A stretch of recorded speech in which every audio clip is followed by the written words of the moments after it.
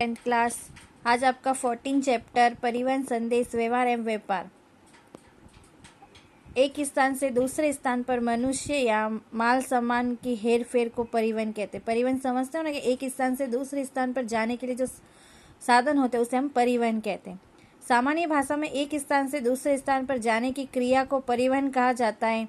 आर्थिक एवं भौतिक विकास में परिवहन का महत्वपूर्ण योगदान है। परिवहन से वस्तुओं एवं मनुष्यों की आवागमन प्रवृत्ति संभावित बनती है, मतलब आने जाने की प्रवृत्ति सरल होती है। परिवहन से दूर के प्रदेश एक दूसरे से जोड़े जा सकते हैं, भले कितने ही दूर दूर हो। यदि परिवहन हम आना जाना करेंगे, साधन उपलब्ध होंगे तो हम एक दूसरे से जुड़ सकते हैं। राष्ट्रीय एकता तथा औद्योगिकरण एवं शहरीकरण जैसी प्रक्रियाएं परिवहन से संभावित बनती है। वर्तमान समय की तुलना में प्राचीन समय में लोगों के बीच संपर्क अत्यंत कम था, क्योंकि उस टाइम कोई आने जाने के साधन नहीं थे। आज के जैसे मोबाइल फ़ोन नहीं थे। पहले तो किसी से भी कुछ सूचना प्राप्त करनी होती तो बहुत टाइम लगता था। आज तो अभी 1 मिनट में आप कुछ भी प्राप्त कर सकते हो। आज संदेश व्यवहार के आदान प्रदान के लिए लोग इसके साधनों का उपयोग कर रहे हैं। डाक, टेलीफोन, मोबाइल फ़ोन तथा इंटरनेट सेवा का उपयोग संदेश व्यवहार में व्यापक रूप से होने लगा है। भारत ने अवकाशीय संशोधन के क्षेत्र में उपग्रह को छोड़ा है। इससे दूर संचार सेवाओं में भी सुधार संभव हुआ है। व्यापार प्रवृत्ति तृतीय प्रकार की आर्थिक प्रवृत्ति है, मतलब एक देश से दूसरे देश या एक जगह से दूसरी जगह पर व्यापार करना। ये तीसरे प्रकार की आर्थिक प्रवृत्ति है। व्यापार उत्पादन प्रवृत्ति को गतिमान बनाता है। कोई भी राष्ट्र पूर्ण रूप से स्वावलंबी नहीं हो सकता, मतलब अपने आप में पूर्ण नहीं हो सकता। हमेशा ही किसी न किसी को किसी की ज़रूरत रहती है। इससे उसे अन्य देशों के साथ आदान प्रदान का व्यवहार करना ही होता है। उदाहरण स्वरूप भारत की कृषि उपज जो मध्य पूर्व के देशों में जाती है, वहाँ से हमें खजूर और खनिज तेल की आयात करते हैं, और वहाँ से हम क्या मंगाते हैं? खजूर और खनिज तेल। अब परिवहन। प्रारंभ में मनुष्य भटकता जीवन गुजारता था, परंतु कृषि की खोज के बाद वह स्थायी जीवन लगा। पहले तो कहीं भी जहाँ खाना उपलब्ध हुआ वहाँ लोग चले जाते, आदि मानव जैसे। फिर उन लोगों को खेती का ज्ञान हुआ तो फिर वो एक ही जगह स्थायी रूप से रहने लगे। फिर स्थायी रूप से रहने लगे तो फिर उनको दूसरी जगह की ज़रूरत हुई, तब वह परिवहन का आवश्यकता महसूस हुई। शुरुआत में अपनी वस्तुओं का खुद ही वहन करता था। समय गुजरने पर कृषि के साथ उन्होंने पशुपालन प्रवृत्ति से पशुओं का उपयोग भारवाहक यानी कि भार उठाने के लिए होने लगा। वर्तमान समय में पशुओं से अधिक परिवहन प्रवृत्ति में यांत्रिक परिवर्तन का उपयोग होना। अभी पशुओं का उपयोग नहीं होता, यांत्रिक यानी कि बस, रेलगाड़ी, कार वगैरह इन सब से अभी होता है। परिवहन पद्धति को स्थान, जलवायु, भूपृष्ठ, मानव बस्तियों का प्रमाण इत्यादि बातें प्रभावित करती है। ये तो सही चीज़ है कि आने जाने के लिए साधन परिवहन करना है तो वहाँ का स्थान उपयुक्त होना चाहिए, पक्की सड़कें होनी चाहिए, जलवायु भी अच्छी होनी चाहिए, मानव भी होना चाहिए, तभी कोई परिवहन होगा तो काम लगेगा। इसके उपरांत तकनीकी विकास, आर्थिक विकास, बाजार एवं पूंजी निवेश, राजनीतिक निर्णय जैसे सांस्कृतिक परिबल भी परिवहन को प्रभावित करते हैं। मैदानी प्रदेशों में सड़क तथा रेल मार्ग परिवर्तन होता है।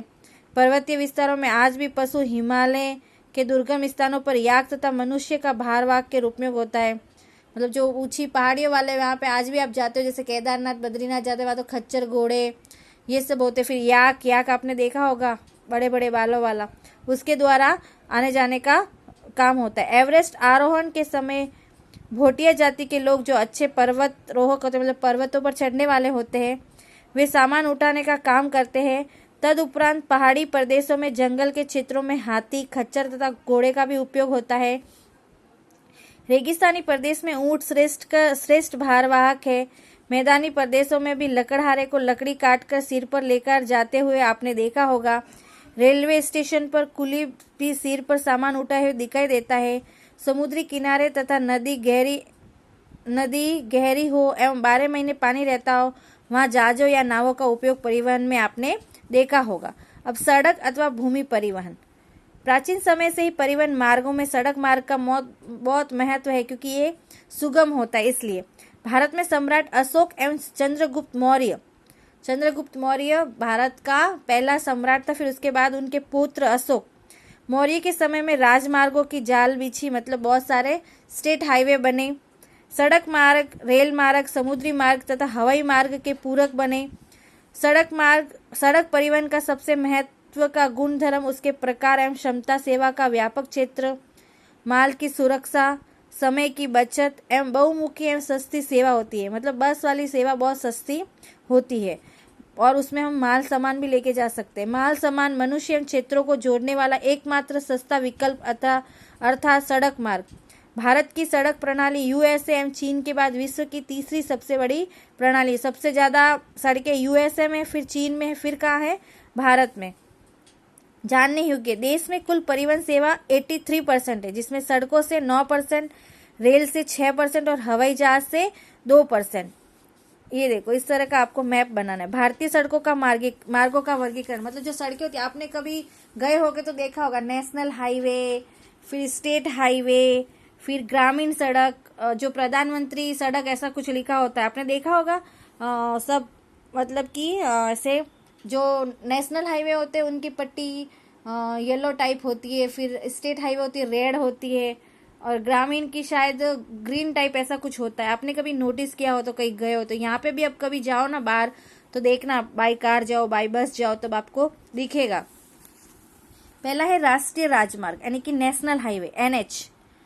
राष्ट्रीय राजमार्ग आर्थिक दृष्टि से ही नहीं परंतु सुरक्षा की दृष्टि से भी अत्यंत महत्वपूर्ण है। इन मार्गों के निर्माण का दायित्व केंद्र सरकार का होता है। किसका होता है? केंद्र सरकार का। इन मार्गों द्वारा राज्यों को राजधानियों, बड़े औद्योगिक तथा व्यापारी शहर एवं मुख्य बंदरगाहों को एक दूसरे से जोड़ा जाता है। भारत को म्यांमार, पाकिस्तान, नेपाल, भूटान, चीन जैसे पड़ोसी देशों के साथ ये सड़कें जोड़ती है।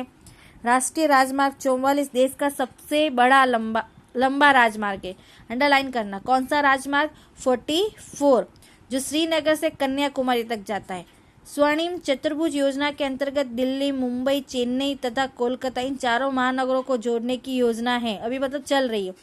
गुजरात में से देखो कौन कौन से नेशनल हाईवे गुजरते हैं? 27, 41, 47, 48, 141, 147 आदि नंबरों के राष्ट्रीय राजमार्ग गुजरते हैं। भारत सरकार ने वर्ष 2011 में राष्ट्रीय राजमार्गों के क्रम में परिवर्तन किया है। जनसंख्या के आधार पर देखने पर चंडीगढ़, पुदुचेरी, दिल्ली, गोवा जैसे राज्यों में राष्ट्रीय राजमार्गों की संख्या अधिक है। इन सब जगहों पे बहुत ज़्यादा राष्ट्रीय राजमार्ग है। मिजोरम, अरुणाचल प्रदेश, मेघालय, मणिपुर जैसे राज्य इसके बाद के क्रम में आते हैं। उत्तर प्रदेश, पश्चिमी बंगाल, बिहार, मध्य प्रदेश, राजस्थान, महाराष्ट्र एवं गुजरात जैसे अधिक जनसंख्या वाले राज्यों में राष्ट्रीय मार्गों को लंबाई प्रमाण में कम है, मतलब यहाँ पे कम है। अब है राज्य मार्ग, यानी कि स्टेट हाईवे। व्यापार एवं उद्योग की दृष्टि से राज्य राजमार्गों का बड़ा महत्व है। ये सड़कें राजमार्गों तथा जिला मार्गों से जुड़ी रहती है। इन सड़कों के निर्माण तथा अच्छी स्थिति में रख रखाव की जवाबदारी राज्य सरकार की होती है। राष्ट्रीय मार्ग की तो केंद्र सरकार की, और राज्य राजमार्ग की राज्य सरकार की। अब जिला मार्ग, डिस्ट्रिक्ट रोड, ये सड़कें गांवों तथा शहरों के जिला केंद्रों के साथ जोड़ी गई है। ये तहसील के केंद्रों को जिला केंद्रों से जोड़ती है। पहले ये सड़कें कच्ची थी, अब लगभग सभी सड़कें पक्की सड़कों में परिवर्तित हो चुकी है। इसकी देखभाल जिला पंचायत करती है। अब है ग्रामीण मार्ग। इन सड़कों का निर्माण एवं देखभाल ग्राम पंचायतों द्वारा किया जाता है। गांवों के पास से गुजरने वाले रास्तों से जोड़ने वाली सड़कें कच्ची होने से वर्षा ऋतु में यह उपयोगी नहीं रहती। प्रधानमंत्री ग्राम सड़क योजना के अंतर्गत ग्रामीण परिवहन सुधारने के लिए प्रयास किए जा रहे हैं। इसके अनुसार इन सड़कों को पक्की करने का काम बड़े पैमाने पर हुआ है। अब बॉर्डर मार्ग, सरहदी मार्ग। सीमा मार्ग संस्थान की स्थापना 1960 में की गई थी, मतलब एक देश को दूसरे देश से जोड़ना। ओके, देश की सुरक्षा के लिए संरचनात्मक उद्देश्यों से सीमांत क्षेत्रों में रास्तों का निर्माण इस संस्था द्वारा होता है। दुर्गम क्षेत्रों में सड़कों का निर्माण, उसकी देखभाल, बर्फ हटाने जैसे कार्य भी करती है। अहमदाबाद एक्सप्रेस हाईवे आपने देखा होगा, जब आप बाई कार राजस्थान जाते हो तो उस साइड बड़ौदा के आगे ही आता है अहमदाबाद, जयपुर, ऐसा इस तरीके से। अब एक्सप्रेस हाईवे किसको कहते हैं कि इसमें जैसे जहाँ 6 घंटे लगते हो वहाँ फिर 3 घंटे लगेंगे, ऐसे आधे मतलब थोड़ा रास्ता कम हो जाता है। एक्सप्रेस हाईवे को द्रुत गति मार्ग भी कहते हैं, मतलब बहुत जल्दी पहुंचने वाला मार्ग भी कहते हैं। 4 से 6 लेन वाले इन रास्तों पर बिना रुकावट के वाहन चलाए जा सकते हैं। मतलब इतनी सारी लाइन्स होती है तो फिर ट्रैफिक रहता ही नहीं है तो फिर फटाफट गाड़ी निकल जाती। इन रास्तों पर रेलवे क्रॉसिंग तथा क्रॉस रोड आए व ओवरब्रिज बनाया होता है। गुजरात में अहमदाबाद से वडोदरा एक्सप्रेस हाईवे इसका उदाहरण है। इन रास्तों का उपयोग करने के लिए तय किया हुआ टोल टैक्स हमें भरना पड़ता है। देश के बंदरगाहों को जोड़ने वाले रास्ते भी बनाए गए हैं। बंदरगाह समझते हैं ना आप लोग, डॉकयार्ड मतलब जहाँ से जहाजें निकलती है।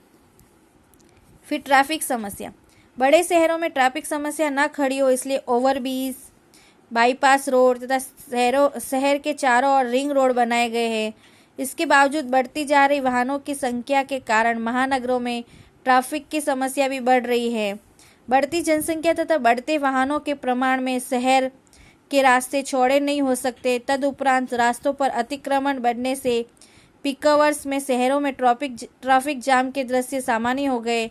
बारातें, सामाजिक शोभा यात्राएं तथा जुलूस के कारण भी शहर में ट्रैफिक जाम होता है। दिल्ली जैसे बड़े शहरों में तो घंटों तक ट्रैफिक कम नहीं होता है, जिससे महत्वपूर्ण काम पर जाने वाले लोग, परीक्षार्थी, हवाई जहाज या रेलवे स्टेशन जाने वाले यात्री एवं आपातकालीन स्वास्थ्य सुविधा की आवश्यकता रोगी अस्पताल तक समय से न पहुंच सकने के कारण मुश्किल में पड़ जाते हैं। मतलब दिल्ली में इतना ट्रैफिक होता है, इस कारण कोई भी काम टाइम पे नहीं होता, या इवन जो बीमार व्यक्ति है वो उसकी एम्बुलेंस भी टाइम पे हॉस्पिटल नहीं पहुंच सकती। अब ट्रैफिक की समस्या को दूर करने के क्या सुझाव है, देखिए। यदि आप विद्यार्थी हैं, वाहन चलाने का लाइसेंस प्राप्त करता नहीं है तो वाहन न चलाएं। ट्रैफिक समस्या के निवारण में आप इस तरह उल्लेखनीय योगदान दे सकते। अनिवार्य जरूरत के बिना ओवरटेक न करें। ये अब अच्छे लोग आप जरूर सुनना, क्योंकि आप लोग ऐसा करते हो इसलिए। साइकिल, स्कूटर आदि दोपहिए वाहन रास्ते पर बाई तरफ चलाए, तो आपको हमेशा किस ओर चलना है, बाई ओर। वाहन चलाते समय फ़ोन पर बात न करें। अनिवार्य हो मतलब ज़रूरी हो तो साइड बताकर रास्ते के किनारे वाहन खड़ा होकर मोबाइल पर बात करें। 108 तथा एम्बुलेंस, फायर ब्रिगेड के वाहनों को पहले जाने दें। अनावश्यक हॉर्न बजाकर आवाज़ न करें। ट्रैफिक सिग्नल के नियमों का पालन करें। नज़दीक के स्थानों पर चलकर जाए या साइकिल का उपयोग करें। रात को आवश्यक हो तभी डीपर लाइट का उपयोग करें। वाहन चलते समय दो वाहनों के बीच सुरक्षित अंतर रखें, मतलब डिस्टेंस होना चाहिए। निश्चित समय मर्यादा में वाहन की देखभाल और मरम्मत करवाए, मतलब बार बार उसकी सर्विसिंग करानी चाहिए जो टाइम पीरियड दिया हुआ हो। अग्निशामक यानी कि जो फायर ब्रिगेड की गाड़ी है वो तथा प्राथमिक उपचार पेटी वाहन में रखें। वाहन चलाने से पूर्व पर्याप्त ईंधन, टायर मतलब जो पेट्रोल है, डीजल जो भी है वो पर्याप्त होना चाहिए। टायर में भी हवा होनी चाहिए। वाहन में कोई यांत्रिक गड़बड़ी है या नहीं इसकी जांच भी कर ले। वाहन में स्पेंसर व्हील की व्यवस्था भी रखें। गाड़ी में बैठे सभी व्यक्ति सीट बेल्ट का उपयोग अवश्य करें। वाहन के पीछे रेडियम पट्टी तथा रिफ्लेक्टर लगवाए। रेलवे फाटक या अन्य सिग्नल पर खड़े होने पर वाहन बंद कर दे, जिससे ईंधन की बचत होगी, मतलब पेट्रोल या डीजल की बचत हो सकती है। वाहन चालक को ट्रैफिक संबंधी नियमों की संपूर्ण जानकारी प्राप्त कर लेनी चाहिए। वाहन चालक के लिए पर्याप्त नींद लेना भी आवश्यक है। एक मार्गीय रास्ते पर विरुद्ध दिशा में वाहन न चलाए, मतलब उल्टी दिशा में वाहन नहीं चलाना चाहिए। वाहन चालकों को वाहन के दोनों तरफ के तथा बीच में रहे दर्पण का उपयोग करना चाहिए, मतलब देखना चाहिए कि आप मोड़ रहे हो या क्या करो तो पीछे वाले कांच में ज़रूर देखना चाहिए। वाहन का पार्किंग निश्चित किए गए स्थल और अड़चन रूप न हो उसी जगह पर करना चाहिए। किसी को मतलब परेशानी नहीं होनी चाहिए। सभी वाहनों को ब्रेक लाइट चालू होनी चाहिए। दाहिनी तरफ या बाईं तरफ रास्ते पर जाते समय इंडिकेटर लाइट का उपयोग करना चाहिए। स्टेट हाईवे तथा एक्सप्रेस हाईवे पर लाइन हो तो स्पीड वाली गाड़ी को नियत लेन में चलना चाहिए। भारवाहक साधन बाई साइड चले इसका ध्यान रखना चाहिए, जो भारी मतलब ट्रक वगैरह होते हैं वो। मालवाहक वाहनों में यात्रियों को न बैठाए, जिसमें मतलब बाल जाता उसमें यात्री लोग न बैठे। वाहन चलाते समय गति मर्यादित का ध्यान रखें, मतलब नॉर्मल स्पीड ही होनी चाहिए। दुर्घटना के समय अपना वाहन नियत लेन में रखकर ट्रैफिक व्यवस्था बनाए रखने में सहयोग करें। रास्ते में कोई दुर्घटना देखो तो तुरंत 108 नंबर पर सूचित करके घायल यात्री की चिकित्सा व्यवस्था में मदद करें। द्विचक्री वाहन चालक हेलमेट पहनकर चलाए, मतलब मोटरसाइकिल, स्कूटी वगैरह। रास्ते में मोड़ आने पर वाहन की गति धीमी करनी चाहिए। शाला यानी कि स्कूल, हॉस्पिटल जैसे नो हॉर्न क्षेत्र से गुजरते समय हॉर्न न